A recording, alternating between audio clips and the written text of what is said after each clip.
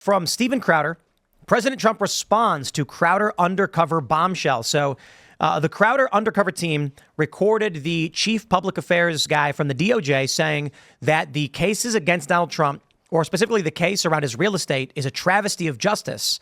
Donald Trump has responded, and we have this clip here from Crowder. Here we go.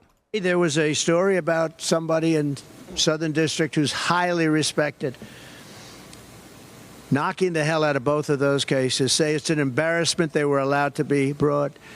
And that's you, Mug Club. The whole thing is disgusting. They're just out to get him. And that's why I'd like the surging of the polls. It's a perversion of justice. He was stacking charges and rearranging things just to make it fit a case. No, to be honest with you, I think the case is nonsense. Just revealed today, and I hope you're going to do a story because it's a big story. The Southern District of New York was, and this is a very highly respected group of people. He said it was a disgrace that case was brought. It was a disgrace that the case was brought in front of Mershon. This guy's probably going to try to lock him up, and it's going to be ugly. They're so obsessed with getting him.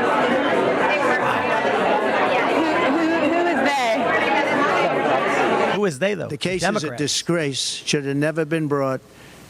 Should have never been brought. There you go. You saw the fruits of your labor. And like I've said, millions of dollars and months of work have gone into it, and it's just the beginning. Hey, take this level of corruption and apply it to, without giving it away, some of the other biggest stories.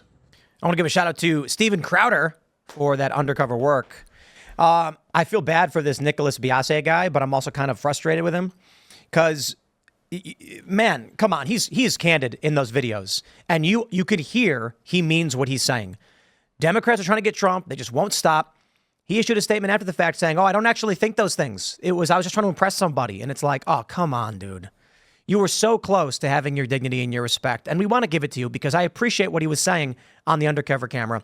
But it's only going to work if it's backed up by what he says in real life. Mm-hmm. He should come out and say, it's how I feel. Thank you and have a nice day. It's not coming from the DOJ. It's coming from me personally. That's what I think. Yeah, I agree. Mershon mentions in his statement today, the public trust in our institution and law and order is really important. That's a terrible summation, but that's effectively what he's saying. And it's kind of sad that this guy immediately just turned face and was like, I was just trying to impress, I guess, a girl. And I didn't mean anything I said. I think Americans would feel as if their trust was restored if they knew it wasn't a monolith in this office. But what is this about these undercover videos? It's the same thing with James O'Keefe where, he sends a woman into a date. She meets with some executive at a law firm and he's like, let me impress you with some corporate malfeasance I'm involved in. What about a guy going and saying the department that I work for or the prosecutors here are bad people who are destroying the justice system? How is it impressing a woman? If he was saying if he was wearing binoculars and a safari cap and he was juggling some rare African bird and was like, look what I can do and look where I've been, I'd be like, that's trying to impress somebody. We call that peacocking. But to talk to a woman and be like, this country is facing a travesty of justice. The Democrats will not stop. Everybody knows, guys, when you're going on a first date, talk about politics to the woman, especially how you don't like Democrats. Because everybody knows women, you get my point? Especially in New York. In New York, talking to a woman. They're in Manhattan and he just meets a girl and he's like, I'm going to just assume she's conservative. Interesting and bold choice. Unless she just signaled that she was supportive of Trump and he felt like he had to defend him. But, I think what's sort of sad about this is this guy probably wants to talk about this all the time. He probably does want to talk about what's going on. And instead, I guess, at fear of losing his job, which, sir, you have to go back to this office now with all of these people and pretend you didn't say the things that you said. Nobody thinks so. Right. You should have just been a person of integrity and be like, those are my personal opinions that I said off hours. But, Exactly. If you wanted to impress a conservative woman, you say something like that and then you stick by it and you say, come at me, but that's the truth. Interesting super chat from Shaved BM. Normally we say the super chats, but he said, wrong. Mershon is scared for his life. He's allowed a mockery of the justice in the courtroom. And if he doesn't jail DJT, the left will destroy him and his family. I actually think the reason why they may have postponed the sentencing is because they think he may win. And if they jail him and he wins, Trump will return with some anger. Some fever, yeah. So try and appear more amenable.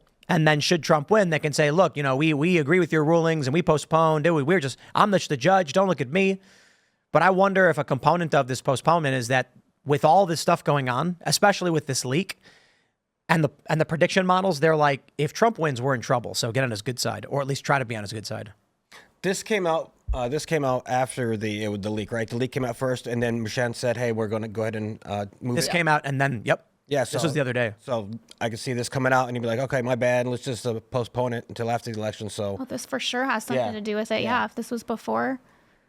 I still Freaked think out. that like they want to be able to get some kind of perk bark. Like, I think there is a chance that they know Trump is going to win, and like as a last ditch spiteful effort, they want to be able to run the headline: President-elect reports to jail. Yes, but you only flick the balls of a lion if the lion is in a cage that he can't get out of. Don't you think there's just an arrogance though? Like they just think that they analogy. can pull it off. Right, that's what I'm saying. They have to genuinely believe that the lion is caged and can't get out. Yeah. And they're going to walk over and go and just see what happens. I think that they are that arrogant. But I also think there's a potential component where they're like, hey, this thing can jump the fence. It might climb the fence if it gets angry enough. So just, you never know. Maybe. Right. If they throw everything, look, if Trump was expected to lose, they'd lock him up. The fear is that putting him in jail helps him and he might win, and then he's going to get revenge. Yeah. And like I said, I think afterwards they want to be able to puncture any kind of like Trump wins media headlines with President-elect goes to prison. I think that there is like this last optic that they are trying to hold on to. Maybe they won't sentence him if he gets elected, but I think there is, people like Alvin Bragg and to a certain extent Mershon have really staked their careers on this, and they did it with the ambition of climbing higher within the DNC and the progressive arm of American politics. They want to have the last say in this until it becomes impossible to speak anymore. And I feel like with the going back to the Crowder thing, like they know. I feel like they all know that what Mershon is doing is bad. Like it's not like it's not hidden news. So when he has a chance to talk to a pretty lady who's probably good at goading him out with some information, he'll gladly say it out loud to her in person instead of holding it tight, because it's already like it's like there at the crisp top of everyone knowing that it's true. So she just gives him a little bit of push and it brings it out. Wouldn't it be funny if like 14 other people come forward and they're like, oh yeah, I golf with him. He talks about this all the time. Like, there's like a barista at his local coffee shop and he's like, he's constantly bringing this up. I'm just trying to hand him a latte. There's a guy who's like, I was trying to take a selfie with him, and then he's filming, and the guy's just talking about it, and he's like, can you just hold still for a minute? No, it's a travesty of justice. I cannot accept this. His kids release these voicemails that are like, hey honey, I hope school's going well. I just really think what's going on is great. He does tell other people. That conversation he had with a stranger. Oh yeah. That's him being light. This isn't new to him. Yeah. Talking out loud about this. You can tell he's being real. You can tell that clip is like his real normal self. And then just to come out, I just don't understand why you don't, if you're going to do that, if you know it's out there, just stand by what you're saying. Because now you made enemies of all kinds of people. I know. It's not like the Bragg and his department are going, oh, thank heavens he apologized. He never really meant that. They're going, crap, we know what he thinks. Then when he comes out and says, no, I don't think that, he just sullies himself with the right. Mm-hmm. Not even the right, but the people who expect honesty. Right. You're still the comms person for this department. So now no one knows what to think of you. You're just the bad guy for everyone. What if the conflict that we're seeing is, for the longest time before the internet, we only had the mainstream narrative.